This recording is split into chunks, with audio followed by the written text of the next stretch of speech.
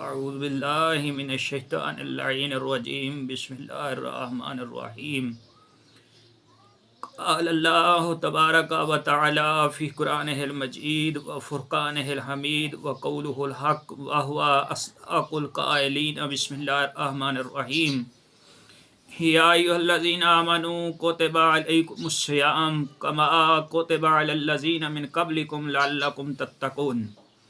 خداوند عالم نے یہ ارشاد فرمایا کہ اے مومنو، آپ پر روزوں کو فرض کیا گیا ہے، روزے آپ پر لکھ دیے گئے ہیں جیسا کہ آپ سے پہلے کی امتوں پر بھی روزے فرض کیے گئے تھے۔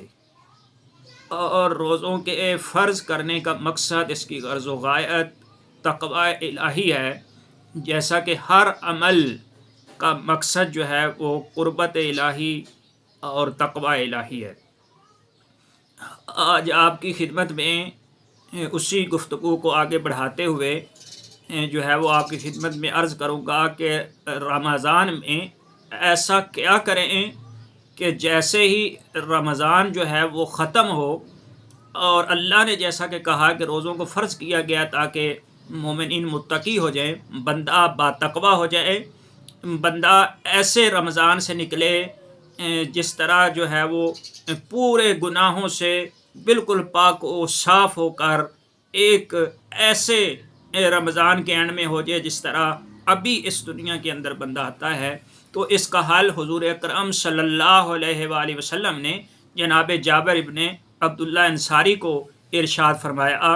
حضور اکرم صلی اللہ علیہ وآلہ وسلم جو ہے وہ ارشاد فرماتے ہیں کہ یا جابرو، حضور نے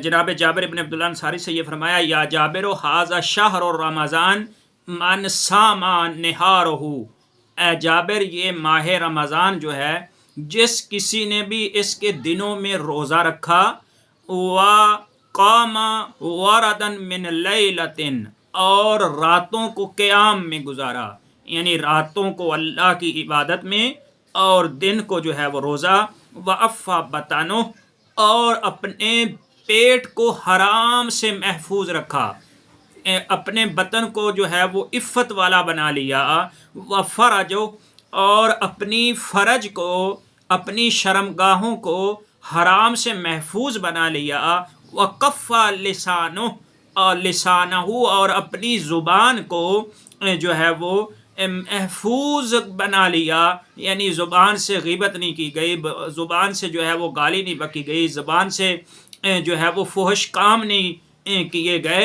اس طرح جس نے روزوں کو گزار لیا، خارج من ذنوبہ، وہ اپنے گناہوں سے ایسے خارج ہو جائے گا کا خروج ہی من الشہر، جس طرح کہ وہ روزوں سے اس مہینے سے خارج ہوتا ہے۔ یعنی ظاہر ہے یہ مہینہ اینڈ ہونا ہے، جب مہینہ ختم ہوگا تو بندہ مومن اپنے گناہوں سے بالکل پاک صاف ہو جائے گا۔ اس طرح اگر کوئی روزہ جو ہے وہ گزار لو، زبان کو قابو میں رکھیں، شرمگاہوں کو محفوظ رکھیں، پیٹ میں حرام نہ جانے پائے، زبان جو ہے وہ کسی کی غیبت، کسی کے اوپر بہتان، کسی کا جو ہے وہ فحش کام، کسی کے ساتھ بد اخلاقی نہ کرنی پائے، تو اس طرح حضور فرماتے ہیں کہ آپ کا یہ رمضان گزرے گا کہ تمام گناہوں سے آپ جو ہے وہ بالکل بری و ذمہ ہو جائیں گے۔ فقال جابر، تو جناب جابر یہ کہنے لگے، یا رسول اللہ ما احسن ھذا الحدیث، یا رسول اللہ یہ کتنی خوبصورت یہ حدیث ہے۔ فقال رسول اللہ صلی اللہ علیہ وآلہ وسلم، یا جابر، اے جابر، حضور فرمانے لگے، وما اشد ھذا الشروط، مگر اس کی شرائط کتنی سخت ہیں۔ اپنے زبان پر قابو پا لینا، اپنی شرمگاہوں پر قابو پا لینا، اور اپنے پیٹ کو قابو میں رکھنا، حرام نہ جانے پائے، منہ سے کچھ حرام نہ بولنا پائے، پیٹ میں کوئی حرام جانے نہ پائے، شہوت جو ہے وہ بھڑکنے نہ پائے، یہ اگر شرائط جو ہے وہ پوری کر لے تو اس میں کوئی شک نہیں ہے کہ ایک مومن بندہ اللہ تبارک و تعالیٰ اس رمضان میں اس کے تمام گناہ جو ہے وہ معاف جو ہے وہ کر دے گا۔ اسی طرح جو ہے وہ امام جعفر صادق علیہ السلام جو ہے وہ ارشاد فرماتے ہیں، اس کا جو ہے یہ بیان کرتے ہوئے کہ روزے کو کیوں فرض کیا گیا. فلسفہ روزہ بیان کرتے ہوئے ان کا تذکرہ فرماتے ہیں کہ انما فرض اللہ عز وجل لیستوی الغنی والفقیر. اللہ تبارک و تعالی نے روزوں کو اس لیے فرض کیا ہے تاکہ وہ غنی کو اور فقیر کو برابر کر دے. یعنی اللہ یہ چاہتا ہے کہ مزہ چکھائے، یعنی غنی اور فقیر اس ماہ میں برابر ہو جائیں. کس طرح جو ہے وہ برابر ہو جائیں؟ وَأَن يَزِيكَ الْغَنِي مَسَّ الجُّوعِ وَالْأَلَمِ لِيَرِقُ عَلَى الضَّعِيفِ وَيَرْحَمُ الجَّائِعَ. اللہ چاہتا ہے کہ اس مہینے کے اندر امیر جو ہے، جو غنی جو ہے، وہ بھوک اور پیاس کے درد کو برداشت کرے، اس کا مزہ چکھے، تاکہ وہ غرباء کے اوپر اور فقراء کے اوپر جو ہے وہ اپنا بھوکوں کے اوپر جو ہے وہ رحم جو ہے وہ کرے. اسی طرح جو ہے امام صادق آل محمد ارشاد فرماتے ہیں کہ قال رسول اللہ صلی اللہ علیہ وآلہ وسلم، کہ حضور اکرم صلی اللہ علیہ وآلہ وسلم نے یہ ارشاد فرمایا فالصوم یمیت مراد النفس. روزہ جو ہے یہ خواہشات نفسانی کو مار دیتا ہے. اور آپ نے ارشاد فرمایا وشہوت الطب، اور طبیعت کی شہوت کو ختم کرتا ہے. وفیہ صفاء القلب، دل کی پاکیزگی کا باعث بنتا ہے. اور آپ نے ارشاد فرمایا وطہارت الجوارح، اور آپ کے اعضاء و جوارح کی طہارت اور پاکیزگی کا یہ سبب بنتا ہے روزہ. وامارت الظاہر والباطن، ظاہر اور باطن کو جو ہے اس کی امارت کو کھڑا کرتا ہے، اس کی بنیادوں کو رکھتا ہے، اس کو بناتا ہے، اس کو پروان چڑھاتا ہے. وشکر علی النعم، نے اللہ کی نعمتوں کا شکر ادا کرنے کا بہت بڑا ذریعہ اور سبب بنتا ہے. والاحسان علی الفقراء، فقراء کے اوپر احسان کا جو ہے وہ یہ ذریعہ اور سبب بنتا ہے. وزیادۃ التضرع وخشوع، اور زیادہ سے زیادہ اللہ کی بارگاہ میں تضرع اور خشوع کا سبب بنتا ہے. والبکاء، اور زیادہ اللہ کی بارگاہ میں رونے اور گڑ گڑانے کا جو ہے وہ سبب بنتا ہے. وحبل الالتجاء الی اللہ، اللہ کی بارگاہ میں مضبوط رسی کو تھامنے کا روزہ جو ہے وہ ذریعہ بنتا ہے. وسبب انکسار الشہوہ، شہوت کے جو ہے وہ منکسر اور جو ہے وہ عاجز کرنے کا اور ٹھنڈا کرنے کا یہ سبب بنتا ہے.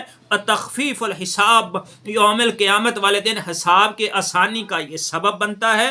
اور فرمایا کہ تضعیف الحسنات، نیکیوں کے 2 گنا ہو جانے کا یہ سبب بن جاتا ہے. وفیہ من الفوائد، اس میں اتنے زیادہ روزے کے اندر فوائد ہیں. حضور نے ارشاد فرمایا کہ ما لا یحصیٰ، جس کو احصاء نہیں کیا جا سکتا، جس کو جو ہے وہ شمار نہیں کیا جا سکتا. اس قدر جو ہے وہ ماہ رمضان کی فضیلتیں اور اس قدر اس کے فضائل ہیں. اسی طرح جو ہے نا جب حضور اکرم صلی اللہ علیہ وآلہ وسلم خطبہ ارشاد فرما رہے تھے تو مولا علی علیہ الصلوۃ والسلام نے پوچھا کہ ماہ رمضان میں بہترین عمل جو ہے وہ کون سا ہے؟ تو آپ صلی اللہ علیہ وآلہ وسلم نے جواب دیا تھا یا ابا الحسن علیہ السلام افضل الاعمال فی ھذا الشہر الورع عن محارم اللہ. اے ابو الحسن، اے علی ابن ابی طالب علیہ الصلوۃ والسلام، اس مہینے میں سب سے بہترین چیز جو ہے وہ تقوی الہی ہے، ور حاصل کرنا ہے، اور جو ہے وہ اپنے آپ کو گناہوں سے محفوظ رکھنا ہے. ہر وہ کام جس سے اللہ نے منع کیا ہے اس سے رک جانے کا نام جو ہے وہ روزہ ہے. خداوند عالم سے دعا ہے کہ ہمیں حقیقی معنوں میں روزہ دار بنائے، ہماری آنکھوں کو، ہمارے کانوں کو، ہماری زبان کو، ہمارے اعضاء و جوارح کو اللہ تبارک و تعالیٰ ان چیزوں سے محفوظ رکھے کہ جن کے بارے میں اللہ تعالیٰ نے منع فرمایا ہے کہ ہاتھ تمہارا اس طرف نہ بڑھے، جس کے بارے میں اللہ نے فرمایا آنکھ تمہاری اس طرف نہ اٹھے، زبان تمہاری اس طرف نہ کھلے، ہاتھ اس طرف جو ہے نا وہ اٹھنے نہ پائے، قدم تمہارا اس طرف بڑھنے نہ پائے. اگر اس طرح جو ہے وہ اللہ تبارک و تعالیٰ نے ہمیں توفیق عطا فرما دی تو انشاءاللہ تبارک و تعالیٰ ہم اس رمضان سے ایسے ہی نکلیں گے کہ جس طرح ابھی اس دنیا کے اندر تشریف لائے ہیں. پروردگار عالم سے دعا ہے کہ ہمیں صحیح معنوں میں سیرت ائمہ طاہرین کو سمجھنے اور اس پر عمل پیرا ہونے کی توفیق عطا فرمائے. وما علینا الا البلاغ المبین.